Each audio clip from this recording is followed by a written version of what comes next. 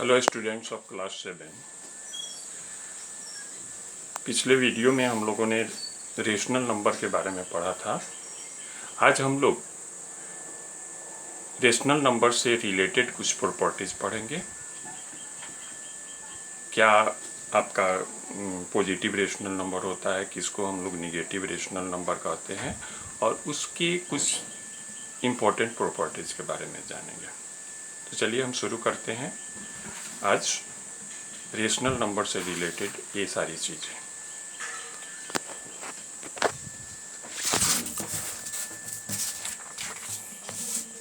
तो पिछली कक्षा में हम लोगों ने पिछले जो हमारा वीडियो था उसमें मैंने आप लोगों को रेशनल नंबर से रिलेटेड डिफिनीशंस बताया था कि रेशनल नंबर क्या होता है और उसका क्या डिफिनीशन होता है।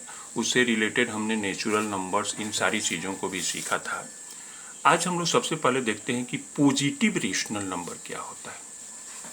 किस नंबर्स को, रेशनल नंबर मेनली दो तरह के होते हैं, एक पॉजिटिव रेशनल नंबर होता है और एक निगेटिव रेशनल नंबर होता है। तो सबसे पहले हम देखते हैं कि पॉजिटिव रेशनल नंबर किसको कहते हैं। तो ये rational number is said to be positive if its numerator and denominator are both either positive or negative। कहने का सेंस है कि अगर कोई रेशनल नंबर ऐसा हो जिसका न्यूमरेटर और डिनोमिनेटर दोनों पॉजिटिव हो, या तो दोनों पॉजिटिव हो या दोनों निगेटिव हो, है ना। जैसे यहाँ 5/7 है आपका, तो यहाँ 5 भी पॉजिटिव है न्यूमरेटर और 7 भी पॉजिटिव है। फिर -13/8 में -13 जो न्यूमरेटर है वो क्या है, निगेटिव है, और डिनोमिनेटर -8 है वो भी निगेटिव है। उसी तरह 17/9 में both numerator and denominator are positive, and -72/-40 में both numerator and denominator are negative. So all this rational numbers 5/7, -13/8, 17/9, -72/40 are called positive rational numbers। तो मेन कंसेप्ट आपको ये है कि कोई नंबर रेशनल नंबर पॉजिटिव है या निगेटिव है, उसके हम न्यूमरेटर और डिनोमिनेटर को देखेंगे और उसमें देखेंगे कि अगर दोनों पॉजिटिव है या दोनों ही निगेटिव है तो वो रेशनल नंबर क्या हो जाएगा, पॉजिटिव हो जाएगा। अब हम आते हैं निगेटिव रेशनल नंबर्स क्या होता है। तो ये rational number is said to be negative if one of the numerator and denominator is negative. इस डेफिनेशन को ध्यान से समझिए कि अगर कोई रेशनल नंबर है जिसमें से कोई भी एक, दोनों नहीं, कोई भी एक अगर न्यूमरेटर निगेटिव हो या डिनोमिनेटर निगेटिव हो, तो उस रेशनल नंबर को हम लोग निगेटिव रेशनल नंबर कहेंगे। As for example, in -3/5 the numerator is negative, and in 3/-5 denominator 5 is negative. Also in -18/7 the numerator -18 is negative. So all these rational numbers are negative। तो इस तरह आप लोग समझ गए कि पॉजिटिव और निगेटिव रेशनल नंबर्स क्या होते हैं। जिन रेशनल नंबर्स के दोनों न्यूमरेटर और डिनोमिनेटर दोनों ही पॉजिटिव हों या निगेटिव हों, तो उस रेशनल नंबर को हम लोग पॉजिटिव रेशनल नंबर कहेंगे। और ठीक अगर किसी रेशनल नंबर के न्यूमरेटर और डिनोमिनेटर में से कोई एक निगेटिव हो तो वो rational number negative rational number कहलाएगा। तो इस तरह हमारे ख्याल से ये आपको क्लियर हो गया। अब चलिए हम three important properties of rational number देखते हैं।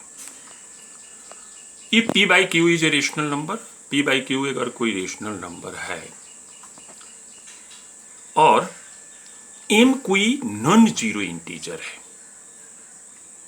m के लिए ये होना पड़ेगा कि m नॉन जीरो होगा, जीरो के अलावा कोई भी इंटीजर होगा, then p by q is equal to p into m by q into M.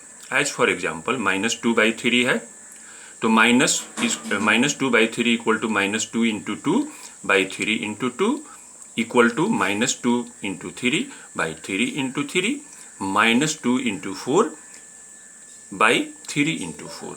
अब इस तरह ये हो जाएगा -2/3 equal to -4/6 equal to -6/9 equal to -8/12।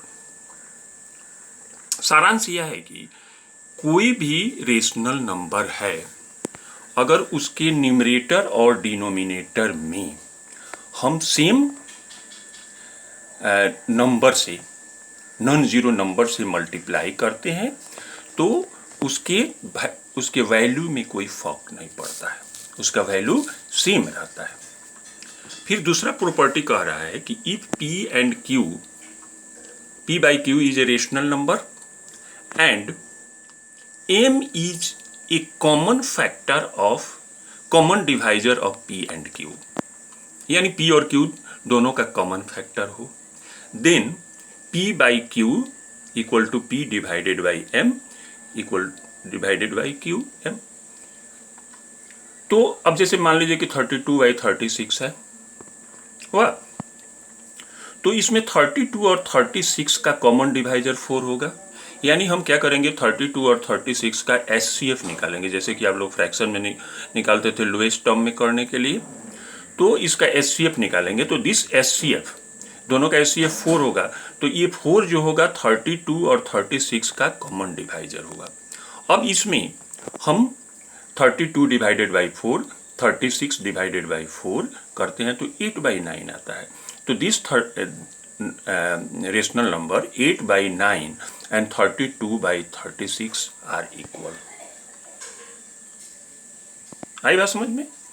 तो इस तरह प्रॉपर्टी 2 हो गया। अब प्रॉपर्टी 3 कहता है ऑन डिवाइडिंग और multiplying the numerator and denominator by same number, अगर किसी रेशनल नंबर के न्यूमरेटर और डिनोमिनेटर को हम सेम नंबर से डिवाइड करें या सेम नंबर से मल्टीप्लाई करें तो इस तरह जो हमारा नया रेशनल नंबर प्राप्त होगा वो पहले वाले रेशनल नंबर के इक्विवेलेंट कहलाएगा। अब यहीं पे आपको जैसे एग्जांपल है, जैसे -2/3 था, ऊपर वाला एग्जांपल देखिए, इसमें हमने क्या किया कि न्यूमरेटर और डिनोमिनेटर में 2 से मल्टीप्लाई किया तो -4/6 हुआ, उधर 3 से मल्टीप्लाई करने से -6/9 हुआ और 4 से मल्टीप्लाई करने से -8/12 आया।